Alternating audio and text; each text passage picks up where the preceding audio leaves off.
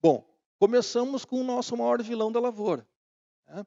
Atualmente denominado por arroz daninho, devido às várias morfologias que essa planta adquiriu ao longo do tempo, hã, na sua no seu cruzamento com o arroz convencional ao longo dos anos. Então nós temos hoje uma variabilidade enorme, né. Então, tem arroz daninho que não tem mais o pericarpo vermelho característico, por exemplo, né. Então se passou a chamar arroz daninho em razão dessa variabilidade, né. Mas nós temos, claro, inserido o arroz vermelho, o arroz preto, característicos, né, dentro desse cenário, dessa variabilidade, né. Por que que ele é o eterno vilão da lavoura? Não é de hoje, né, gente, assim, de muitos anos já, desde que a lavoura é lavoura no Rio Grande do Sul, nós temos o problema com arroz vermelho. Quem já assistiu algumas apresentações minhas, uns tempos para cá, que a gente foi convidado a falar sobre arroz vermelho, sobre arroz daninho, falar o que de arroz daninho, né? Não tem mais o que ser dito de arroz daninho. Todo mundo sabe o que tem que fazer, os problemas que o arroz daninho nos traz. Eu trago aqui uns trechos de um livro, depois eu vou. Quem já viu sabe o ano que foi esse livro. Uma vez eu perguntava o ano, o pessoal chutava o ano, dizia, isso aí é da década de 80, da década de 60, né? Que lá nesse livro já dizia o cenário da lavoura nessa época, né? Que não tinha os cuidados necessários quanto à semente usada, já se falava em semente, e combate a plantas infestantes. E também do arroz vermelho, né? O problema do alastramento do arroz vermelho, né? E nesse mesmo livro, lá, não vou ler todo o trecho aqui, mas só para destacar, né, que naquele tempo haviam, se dizia que o produtor de arroz era nômade porque ele tinha que mudar de lugar depois de um tempo por causa do problema do arroz vermelho. E vocês imaginem, naquela época não tinha cultivar ainda do tipo moderno de planta. E já se falava da crença, né, do arroz daninho, depois de 10 anos ou mais, né, os antigos falam 20 anos ou mais, né, de se voltar em áreas de pousio e ir lá, depois que se mexe na terra, apareceu o arroz vermelho lá. Isso já se falava nesse período. E também que o problema do arroz daninho chegava a um determinado ponto, né, então que tinha que se mudar de terra, né. Então o produtor mudava toda a estrutura para outras áreas onde o arroz daninho tomava conta, e que o arroz vermelho transformou a plantação do arroz em uma cultura nômade, né, isso que eu tinha falado, né. Então a gente perguntava: "De quando é isso?", né. E está lá, gente, eu peguei numa publicação de 1945, o cara já falava em semente, né. Primeiros 5 anos da estação experimental do arroz de Cachoeirinha, e o panorama da lavoura naquela época, tá. E aí, aqui só para citar alguns trabalhos aí que foram publicados em lavoura arrozeira, fora inúmeros estudos feitos pelo IRGA e universidades, Embrapa, enfim, todas as entidades ligadas ao arroz, né, ao longo do tempo, né, sobre o tema do arroz vermelho. Isso ainda lá no início da década de 90, foi lançado um material, esse material, por exemplo, né, que dizia lá, né, começar com uma boa semente, né, que dizia lá, o pai cultivando arroz vermelho é o pai rico e o filho pobre, se o nome está meio pequeno, não consigo mais ler de longe, né? Mas assim, só um exemplo do impacto do arroz daninho, né? E depois, já com Clearfield no campo, já com problema de resistência começando, se lançou esse programa aqui entre várias entidades, entre as empresas envolvidas, o IRGA, né, IPAGRE, BASF, enfim, né, as empresas de semente, dos 7 passos para vencer o arroz vermelho, e começa lá com o uso da semente certificada, entre outros pontos que vocês bem sabem, né, controle de escapes, enfim, né, usar o produto recomendado, tá? E aí a gente vai para o cenário, então, pessoal, tá? Como eu falei, num levantamento lá de 2006, nós já tínhamos isso daí de 50% para 70% nos primeiros anos, e nos últimos 5 anos aí, entre 2018 e 2023, nós tivemos 5 anos de amostragem, num universo aí de 271 amostras, populações, né, em todo o estado, e desse material todo que nós recebemos, então, nós tivemos no estado do Rio Grande do Sul 96% de resistência. E aqui está por região. Vocês vejam na região das planícies costeiras, tudo que nós recebemos era tudo resistente. Na região central aqui, 98%. 93% Zona Sul, 97% Campanha, 94% fronteira oeste. Né? Ou seja, praticamente quase tudo que nós recebemos hoje, claro, é planta escape, né? É resistente, né? Aqui só para ilustrar, então, dentro da casa de vegetação, os nossos testes, aqui tudo foi submetido a screening com um herbicida Kifix, que a gente sabe que com 100 gramas é para matar uma planta de 3 folhas de arroz daninho. Né? E aqui nós utilizávamos 200 gramas em planta com 3 folhas e praticamente aqui tudo escapando. Né? E neste cenário aqui foi esse mapeamento de 3 safras, entre a safra 17, 18 e 20 e 21, aqui já com 247 amostras, então, na distribuição dentro do estado, os pontos em vermelho, também aqui no índice de quase 96%, né, como aquela média total, todos os pontos em vermelho são pontos com arroz daninho resistente, a gente vê alguma coisa aqui mais para o lado da fronteira ainda suscetível, alguma coisinha aqui também pela região central, mas grande parte, a maior parte, né, com resistência. E nesse mapeamento em nível de município que nós fizemos, vocês vejam aqui, tudo que está em vermelho, pessoal, aí é o percentual, é a frequência dessa resistência. Então, todos os municípios que estão pintados de vermelho aqui, significa que 100% das amostras recebidas de cada município eram resistentes. Tá? Alguma coisa só aqui para a região para o lado da fronteira, né? E aqui um pouco da campanha, que pegou aqui uma faixa ainda inferior de 78% a 97%, mas ainda muito alto. Né? Então, vejo aqui na região central, grande parte ali predominando a resistência. E grande parte desse problema se deveu a isso aí, fluxo gênico. Todo mundo sabe que o arroz é uma planta autógama, ela se autofecunda, mas existe uma taxa muito pequena que ocorre esse fluxo de gene de uma planta para outra, e foi através desse fluxo gênico que a maior parte desse arroz daninho adquiriu a resistência, adquiriu o gene de resistência lá do CL. Né? Mas, segundo estudos lá feitos pela URGS, professor Aldo Merotto, eles concluíram em estudos, né, em diversas populações existentes, que ainda tinha 1% na natureza. 99% foi por fluxo gênico, mas 1%, né, já havia na natureza. Então, a natureza é difícil da gente enfrentar, né, gente? Então, assim, já antevendo o que eu vou falar lá no final, atenção para as novas tecnologias que já estão aí rodando no campo. A gente não quer, daqui a 3 anos, já estar com um levantamento lá com mais de 50% de resistência às novas tecnologias, né, gente? E isso inevitavelmente vai acontecer. Daquele mesmo livro de 1945, ó, já se falava de semente de boa qualidade, semente pura, enfim. Né? Em 1945. Não se tinha nem perto da tecnologia que nós temos hoje. Semente, gente, uma coisa básica. Né?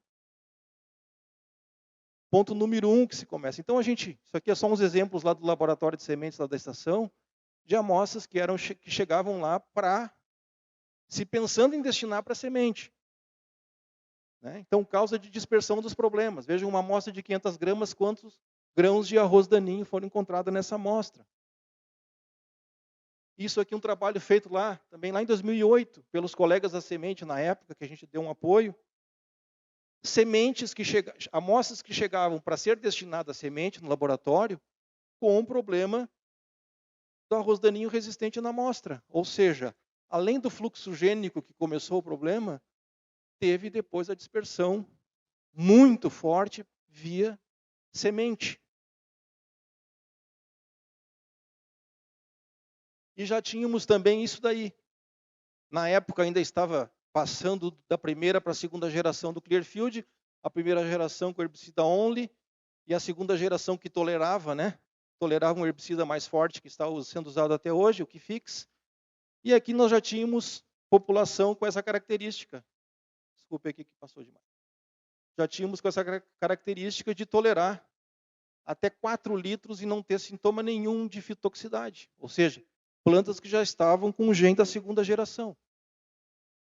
Aqui o trabalho do colega Noldin, da IPAG, o trabalho de doutorado dele, bastante antigo, mas que elucida bem o problema do arroz daninho enterrado, o enterril. Aí a questão do manejo, né, gente? aquela semente que tem na camada superficial do solo, a gente bota para baixo, a gente está dando mais vida para ele. Então aqui tem um trabalho que mostra até 25 centímetros de profundidade, e o tempo aqui que ele mensurou até 2 anos, a viabilidade de sementes nesse período. Daí tu contando, né, Mara, aí, depois eu vou mostrar o teu trabalho aqui rapidinho, que tu me passou, Mara, né? Pega um banco enorme de semente, como a Mara tinha ali, o exemplo aqui ali no Capané, né? O que significa isso? Então é difícil realmente manejar. Tá aí, Mara. Se tu quiser dar o pitaco, depois tu dá, tá? Mas assim, a Mara me passou isso aqui, estava nesse ponto, né, Mara? Já fechou, né, Mara? Safra 22, 23 já passou. Então a Mara me passou os dados nesse exato momento. Então, claro, tinha umas variações aqui, o sistema 1, né, arroz sobre arroz, e o sistema 2 também arroz sobre arroz, com a diferença que no primeiro era rolo faca, no segundo era grade, teve uso de grade no manejo, né? Aqui no S3 tinha arroz intercalado com pousio e subdividido com grade e tratamento químico, né, Mara? E no S4 aqui, arroz, o ping-pong, famoso ping-pong, que muitos produtores estão fazendo, arroz, soja, né? E o S5 que teve aqui uma sequência de 2 anos de soja. E aí subdividido com e sem uso do pré-emergente. Então aqui, a gente já vai direto lá, aonde teve 2 anos seguidos de soja, né, Mara? E se vê realmente a contribuição do manejo com a soja, da redução do número de sementes, aqui, mensurado aqui total de sementes cheias, que está em preto aqui nas barras, né? Então se vê realmente a contribuição que teve, mas não reduziu totalmente, né, Mara? Ainda ficou aquele pequeno, mas ainda ficou, né? Alguma coisa lá no banco de semente, mas de fato, né, a soja, sem sombra de dúvida, vem ajudar. E a gente vem explorando isso aí também. A gente, em cima desse material resistente, à direita aqui nós temos o Kifix, tudo sobrevivendo ao Kifix, e à esquerda o Kizalofop, que é a molécula que está lá no herbicida Provisia, né? Graças a Deus não está sobrando nada por enquanto, né? Está controlando.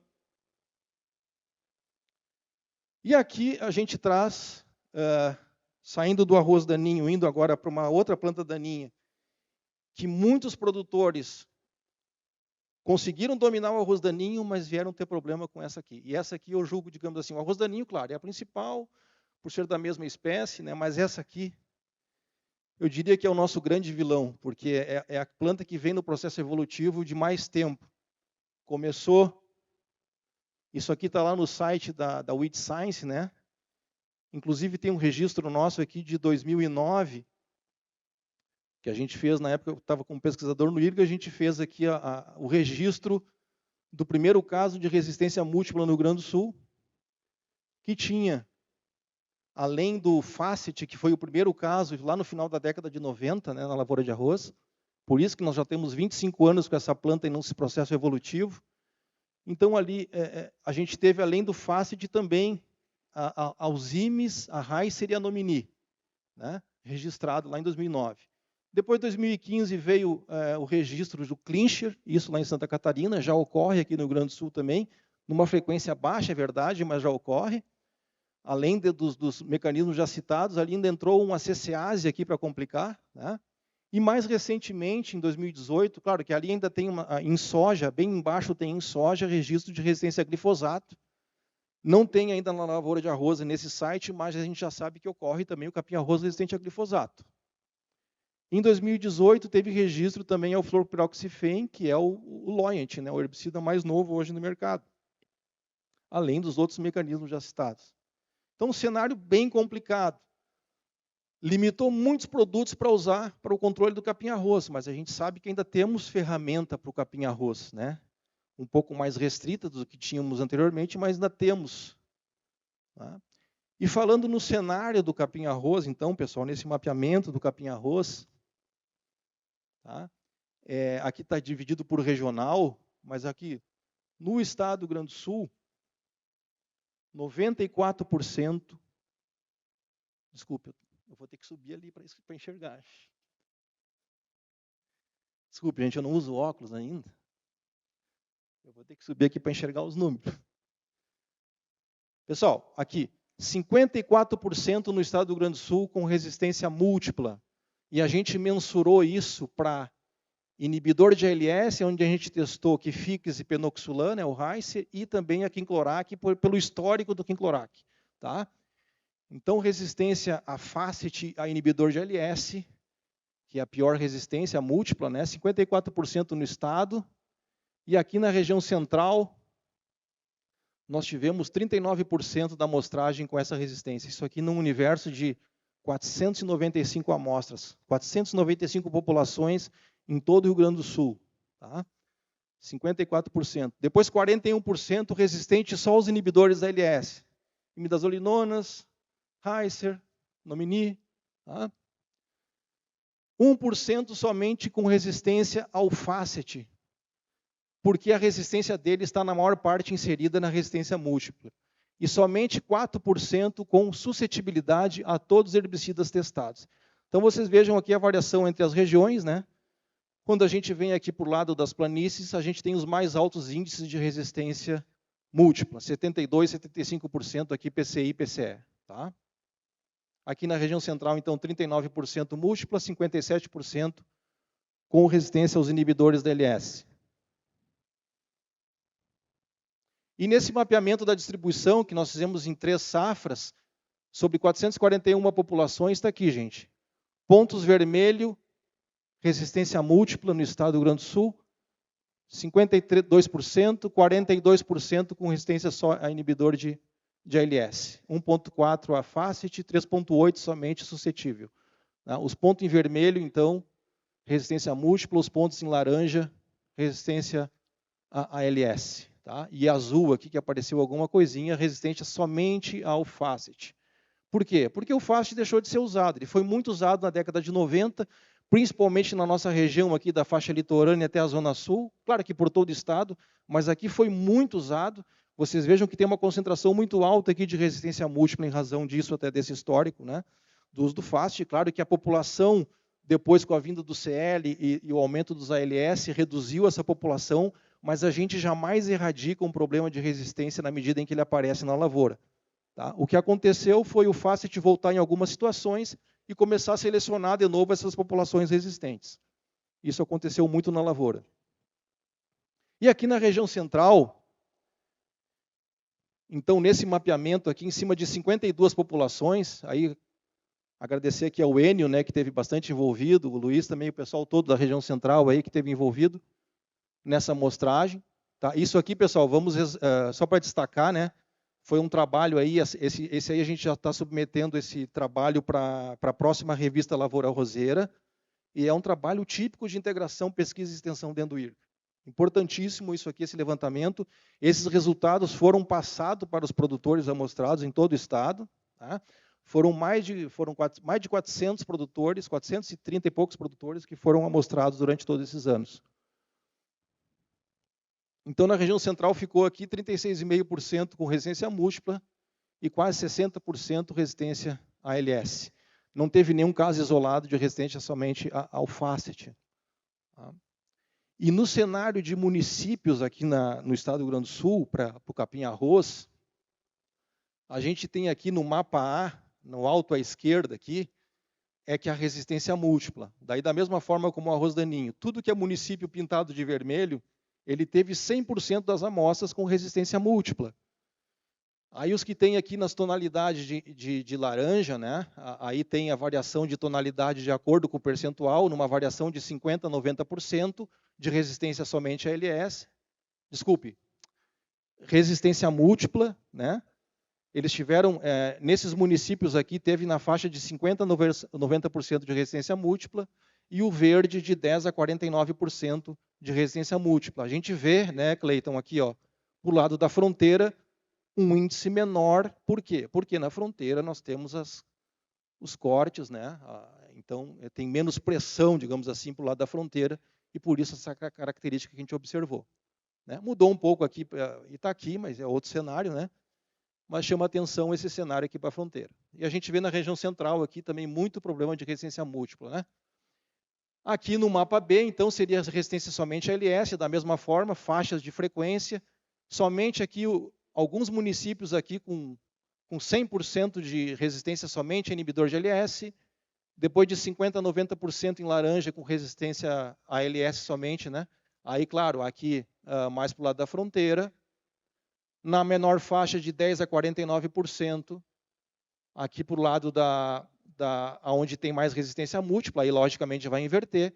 Os municípios em azul é que não teve caso de resistência somente a inibidor de LS. E assim vai também aqui, daí o mapa C é para somente a quinclorac, aí foi poucos municípios aqui que somente um município que teve, né, a totalidade das amostras com resistência, e depois a maior parte dos municípios não teve uma resistência simples, digamos assim, ao quinclorac.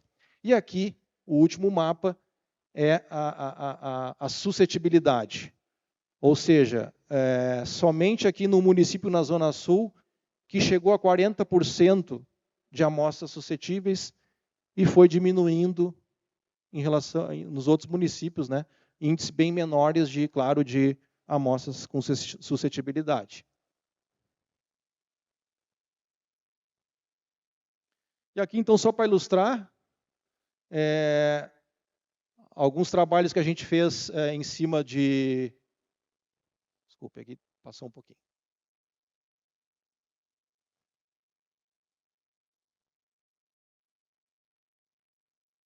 Aqui. Então, aqui, safra 2021. Bom, desculpa, ali era só para mostrar, pessoal, que nós testamos para outros herbicidas, né? Dentro de um screening que a gente faz.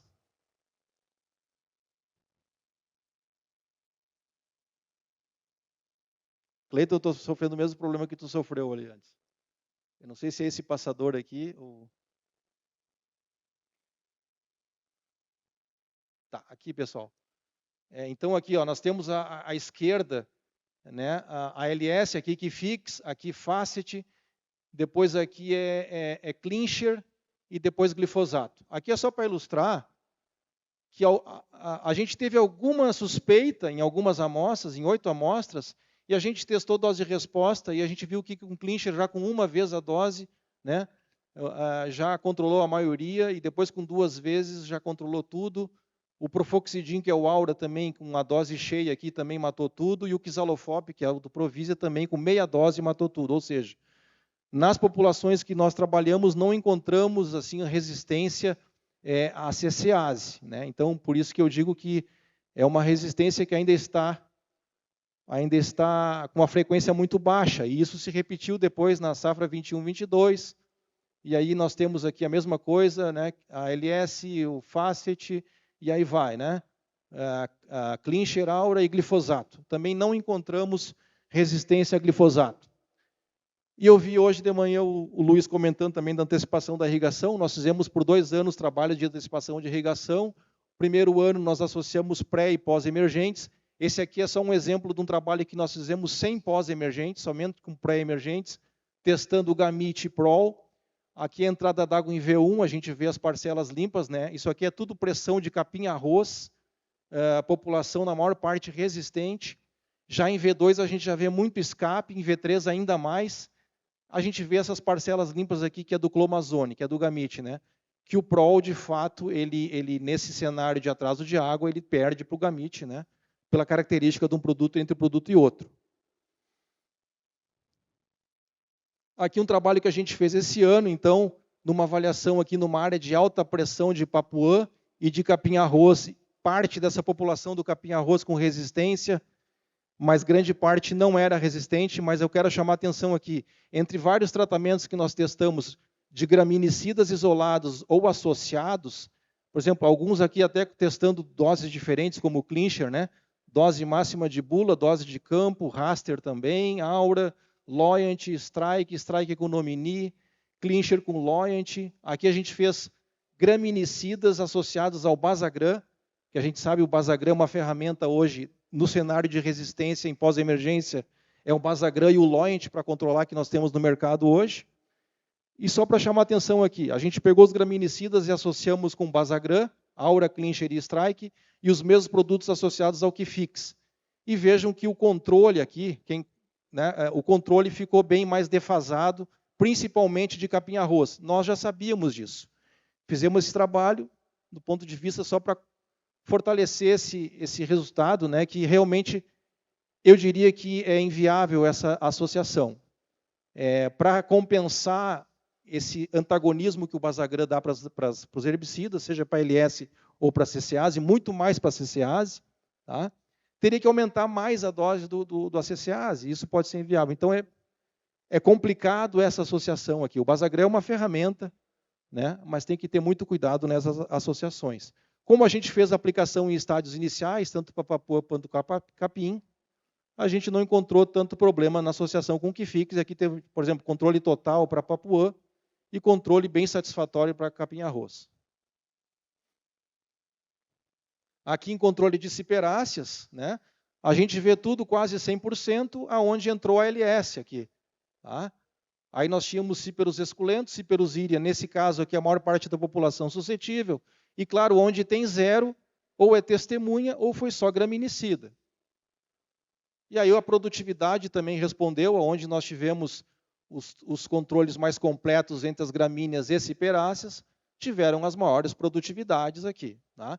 E aonde ficou mais baixo, aqui na casa de 12 toneladas, ficaram os melhores, na casa de 10 toneladas ficaram os graminicidas, porque teve a competição, obviamente, da ciperácea. Né? E veja o impacto ali, né, pessoal, a testemunha aqui, né, aqui mostrando os graminicidas, claro, sobrando mais a ciperácea, mas controlando bem capim e papuã. E aqui a gente vê, na associação com o Basagran, nessa foto aqui dá para ver bem os escapes. Né? O clincher foi até o que menos sofreu aqui entre os três, mas também ficou aquém do que a aplicação isolada. Né? Indo para a ciperácea, pessoal, e está aí o nosso problema, a nossa dor de cabeça de longo tempo agora também, que é o Ciperus íria. Nesse levantamento aqui feito em uma safra, nesse mapeamento, em 62 populações, a gente vê aqui também um alto índice de resistência, né, praticamente 86% distribuído nesses pontos em vermelho pelo Estado, 15% somente com suscetibilidade. E nesse cenário aqui que nós tivemos de 5 safras, 90% no estado do Rio Grande do Sul nós tivemos problema de resistência na amostragem que nós recebemos na estação. Praticamente aqui da zona sul até as planícies costeiras chegou a 100% de resistência. Até chamou a atenção que o menor índice encontrado foi aqui na região central de 75%. Claro que isso tem uma variabilidade, número de amostras, enfim, né? Mas foi o cenário que nós encontramos de ciperácea. E nós viemos já há 3 safras explorando essa questão de controle em pré-emergência de ciperáceas. Por quê? Porque, como eu falei, como nós temos um cenário hoje de resistência de ciperáceas na lavoura, está voltando muito os ALS em pré-emergência. Quem está trabalhando já com isso sabe. Né? O Heiser já voltou já há algum tempo, agora o Sirius, agora também tem o Gulliver, que a gente já trabalhou esse ano também. Tá? Então, só para mostrar que nesse cenário de pré-emergência, tá, ele pode sim ter um controle aí, de acordo com o mecanismo de resistência da planta, mas a gente tem encontrado níveis de controle interessante com esses ALS aí, né? Voltando aí como ferramentas para pré-emergência em doses mais elevadas do que aquelas que eram usadas. Até um pouco melhor que o próprio Kifix, mas que aqui, numa avaliação de 3 semanas, entregando controles aí de 90%, acima de 90%, num tratamento em pré-emergência, são ferramentas excelentes. Os cíperos esculentos, para quem tem esse problema, uma planta que é rizomatosa, não tem só a propagação por semente, mas também via rizomas, é mais complicada de controle. Aí o PROL, por exemplo, que é uma ferramenta importante por ter um mecanismo de ação diferenciado, né? E é importante essa característica, mas para esse tipo de planta aqui, ele deixa a desejar, mas para a Ciperus íria também é uma ferramenta muito importante. Tá? Por isso que ele teve aqui um controle, né? Um conjunto de controle entre as ciperáceas presentes na área, teve um controle um pouco menor. Nesse outro trabalho aqui, dessa última safra, né, então aqui a gente já incluiu aqui também o Gulliver agora, em pré-emergência, e nós utilizamos o Aura em pós-emergência aqui para controlar as gramíneas, para a gente separar o efeito dos pré-emergentes somente sobre a ciperácea. Então a gente isolou o problema das gramíneas, mas a gente avaliou o controle inicial das gramíneas, que na área tinha muito papuã e também capim-arroz, até os 23 dias após a aplicação dos pré, tá? e depois, nesse dia, que a gente fez o pós-emergente. E aqui a gente teve umas variações que nós utilizamos também, a sulfonilureias, Gulliver, Sirius, e também Kifix em pós aqui. Tá? E aqui o Kifix em pré, caracterizando o sistema Clearfield, por exemplo. Então, a gente vê aqui os melhores controles, né, das gramíneas, obviamente, aonde entrou o gamete na jogada. Tá? Mas foi interessante aqui, por exemplo, na primeira semana, os ALS também dando uma supressão para as gramíneas. No entanto, já com 3 semanas, né, aí tinha muito escape de gramíneas. Aí realmente o gamete faz a diferença. Tá? E aí nós vamos aqui para a folha larga, para o angiquinho.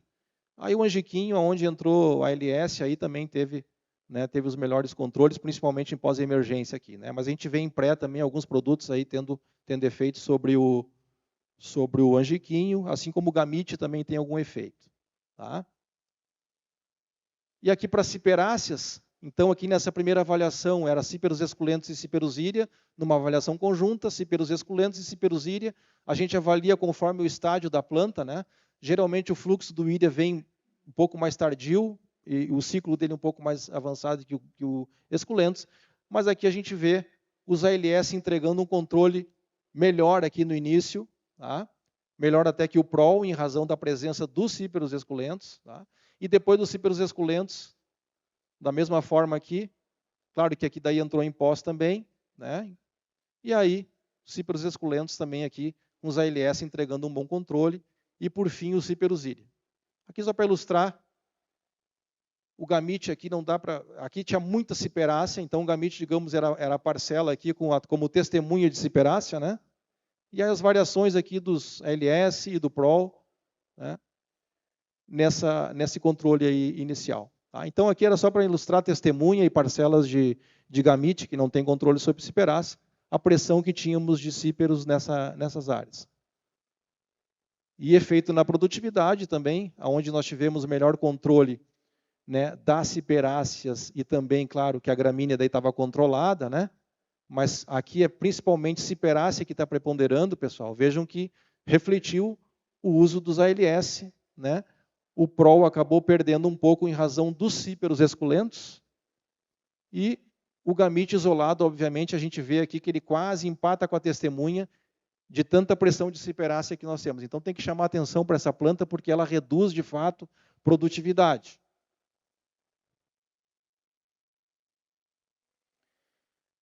E o trabalho não acaba depois da colheita, né, gente? Isso aqui a gente traz esse slide sempre para chamar atenção que nesse cenário aqui, onde tem resistência, vocês sabem bem que depois da colheita o arroz daninho vai rebrotar, o capim-arroz vai rebrotar, o arroz daninho, principalmente na entre-safra, a gente tem esses veranico, ele rebrota, pode germinar, tá? Mas principalmente rebrote, e nesse rebrote pode produzir grãos. Produzindo grãos vai estar realimentando o banco de semente. Tá? Então, seja o que for, colocar gado, o manejo de rolo-fac, enfim, para nós evitarmos esse rebrote também faz parte do manejo dessas plantas daninhas resistentes. E aqui na região também, a gente sabe que o pessoal adota essa rotação de sistema de cultivo, é interessante principalmente para quebrar a questão da resistência da sagitária no pré-germinado, né, e das plantas arroz daninho, enfim, né, no sistema pré-germinado, que auxilia principalmente para arroz daninho. Então, tem pessoal que está fazendo com muito sucesso também esse tipo de trabalho aqui na região central. E aqui só para ilustrar um manejo, né? O pré-germinado não é um sistema que a gente tem trabalhado, já faz alguns anos que eu não trabalho com ensaios em pré-germinado, o último que eu fiz foi em nível de lavoura, né? Mas o pré-germinado tem os seus problemas também, principalmente com as ciperáceas e a sagitária resistente, né? O arroz daninho é o sistema mais eficiente, mas a gente sabe que o arroz daninho já está adaptado a esse sistema também. Tá? Então, a gente tem aqui opções. Hoje o clomazone está entrando, né? Tem entrado aí no pré-emergente. E aí, no pós-emergente, aí, as situações quando se tem resistência. Hoje, ferramentas como Loint, Basagran, muito usadas. Tem HIT, Aurora também. Tá? E, claro, o inibidor de LS só é mais difícil devido às resistências. Tá? E os graminicidas, pessoal, aqui só para chamar a atenção, nós temos os chamados FOPs e DINs. É interessante também, na medida do possível, alternar, né, entre esses herbicidas também, dos inibidores de ACCAs, tá? Entre os grupos químicos. E aí, num cultivo mínimo, claro, né?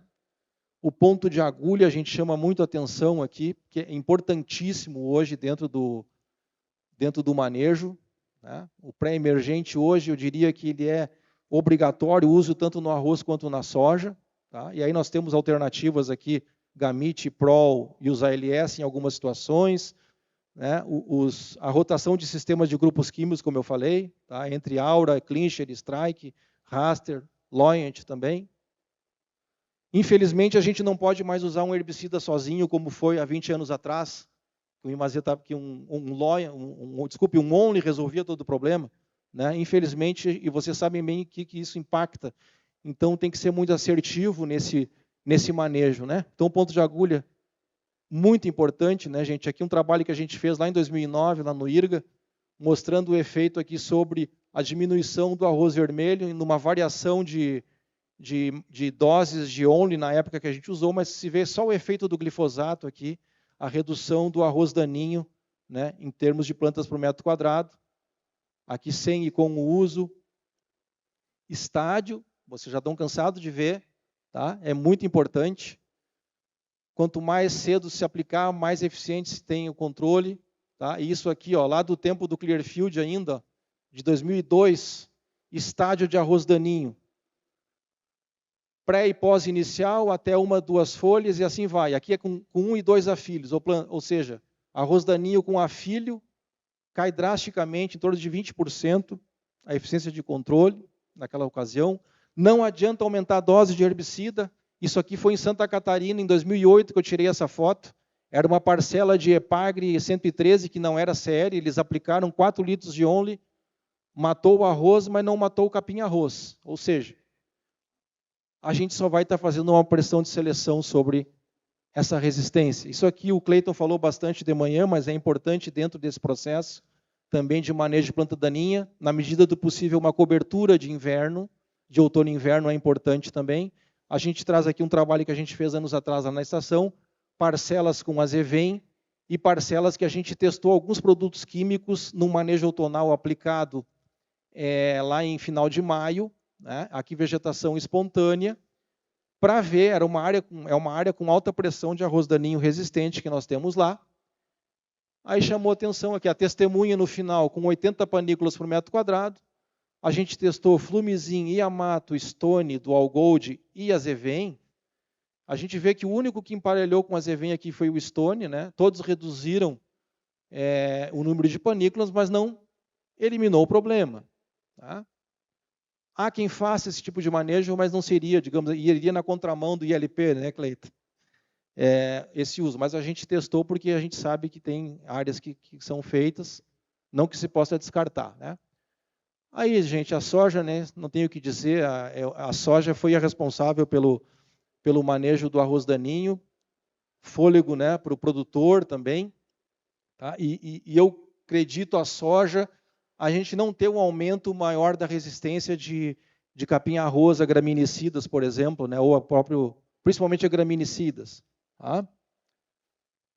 E a gente não quer isso daqui, né, gente, que a soja faça um desserviço para a lavoura de arroz e vice-versa. A gente tem visto muitos cenários que a lavoura de arroz até entrega uma situação mais limpa e na lavoura de soja, de certo modo, se tem um descuido, não se usa pré-emergente, e se tenta atenuar o problema com glifosato em aplicações tardias, enfim, e nós temos escape de capim-arroz ou arroz daninho em meio à soja. Então, ela deixa de fazer o papel que ela tem que fazer. E a grande sacada da soja, no uso de pré-emergente, aqui ensaio lá na estação que a gente tem com o uso de pré-emergente, né? A competição inicial é muito evidente na cultura da soja, em todas as culturas, mas é muito evidente. Né? E aqui alguns exemplos, aqui, ó, com pré-emergentes, e é importante alternar pré-emergentes que são modos de ação diferentes daqueles que são usados em arroz. A gente traz exemplos aqui, ó, Dual Gold, Kyojin e Stone, com 3 semanas com controle excelente de cenário de arroz daninho e capim-arroz resistente, tá? Em 2 safras, aí, ó, os mesmos produtos, né? Entregando bons controles. Tá? Aqui para ilustrar, então, né, testemunha aqui com capim e arroz daninho, né, as parcelas tratadas. E aqui a gente, só para chamar atenção, ó, que sem o pós-emergente, a gente testou uma variação de pós-emergentes aqui com graminicidas, enfim, mas para chamar atenção o que é o impacto. Foi um ano mais seco, a produtividade não foi tão boa, né? Mas sem o pré-emergente, o que impacta essa mato-competição inicial aqui? Ó, sem o pós, ele quase não teve diferença para os tratamentos que teve pós. O que o pós aqui vai ser importante? Eliminar o escape, principalmente, daquelas plantas, né? Para não sobrar, evitar ao máximo a produção de sementes de arroz daninho, arroz e capim-arroz, principalmente, né? E outras plantas resistentes. Tá? Então, aqui, mostrando, nesse ano aqui, safra, foi um ano mais seco também, a gente trabalhou aqui com pré e 2 pós, aqui com pré e 1 pós tardia, e vê que 1 pós só aqui, né? Teve problema de escape, não ficou tão bom quanto com 2 pós, né? Mas sempre manejando o pré. Então, vejam aqui a área com pressão de arroz daninho. Tá? Os controles aqui também, ó, né? Não foram tão bons quanto os anos anteriores, mas entregando aí na faixa de 70%, diferentes herbicidas, né, em pré-emergência. E no ano passado nós tivemos umas chuvas razoáveis que propiciou a gente colher bem lá, acima de 5 toneladas. E vejam aonde teve pré-emergente, né, na média dos pós ali, e o impacto que isso teve, né, sem pré-emergente. Tá? Chegando lá acima de 5 toneladas. Isso aqui é um trabalho que a gente fez na safra retrasada também, simulando, é um outro problema, né, pessoal? Áreas contíguas de soja com arroz e problema de deriva. A gente fez uma simulação de deriva aqui de 5% e 20% de diferentes produtos e tomou como base o celofópio butírico, que é o clincher, que a produtividade dele aqui chegou acima de 5.200 quilos por hectare. Aí, entre outros, a gente testou Facet, Loyant, Basagran, Kifix, Reiser, Nomini, Sirius e Alai. E o que a gente observou? Os maiores impactos, claro, já se sabe. Muito cuidado, né? O Loyant, com 5%, reduziu 97%, né? Ou 84 sacos menos, e com 20% liquidou a lavoura. 100% de perda, com 20% da dose, né? A dose dele é a dose usual de 1,2 litros por hectare. E depois, Reiser e Nomini. Nomini, principalmente aqui com 5%, já reduziu 80%. E reduziu também 100% com 20% da dose, que a gente testou. E o Reiser aqui reduziu 98% também. Então, são os produtos de maior impacto numa deriva, né? Loyant, Reiser, Nomini. E também aqui, Sirius e Alai também reduziu bastante, mas daí com 20% da dose. Mas, de certo modo, todos os produtos tiveram alguma redução. Alguns mais, outros menos.